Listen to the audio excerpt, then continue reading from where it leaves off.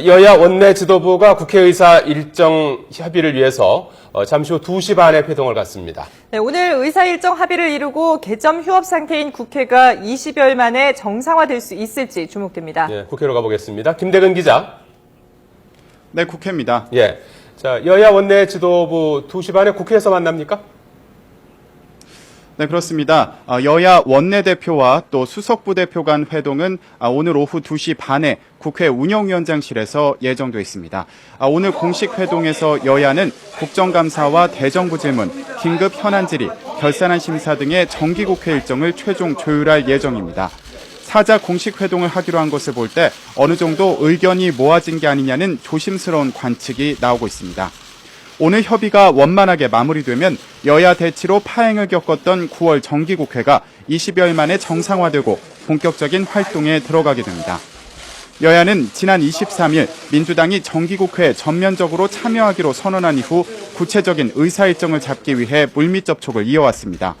하지만 민주당이 국정원 대선 개입 의혹과 최동욱 사태를 다룰 긴급 현안 질의와 또 국정원 개혁 특위 등을 요구하고 새누리당이 난색을 표하면서 진통을 겪은 것으로 알려졌습니다. 네, 기초연금이 축소 수정될 것으로 알려지면서 여야 간의 공방도 가열되고 있죠.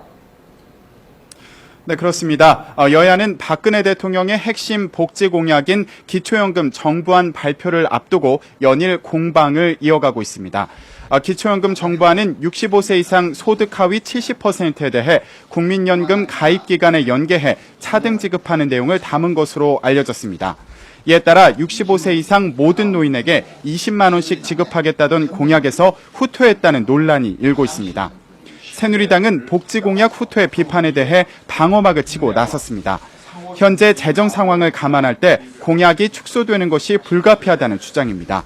국민에게 증세 부담을 안기지 않으려면 공약을 수정할 수밖에 없다는 겁니다.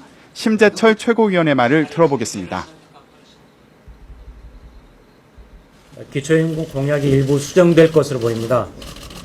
공약을 지키는 것도 중요하지만 공약대로 했을 경우 필연적으로 닥치게 될 재정 위기의 문제하고 20, 40대가 떠안아야 될 미래 부담을 생각하면 적절한 공약 수정은 더 중요합니다.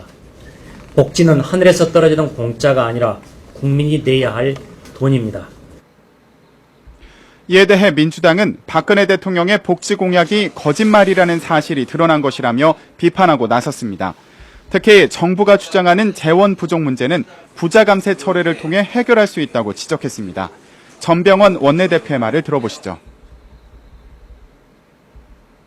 어르신들 두 손 맞잡고 한 약속이었고 재원 문제의 지적과 논란에도 불구하고 호언장담했던 공약이었습니다. 재차 강조하지만 재원 부족은 변명이 될 수 없고 또 부자 감세 철회로서 충분히 해결할 수 있는 문제입니다. 민주당은 또 복지 공약 후퇴는 민생을 포기하겠다는 것이라며 앞으로 국회에서 복지 확대 예산안을 반드시 관철시키겠다고 밝혔습니다. 지금까지 국회에서 YTN 김대근입니다.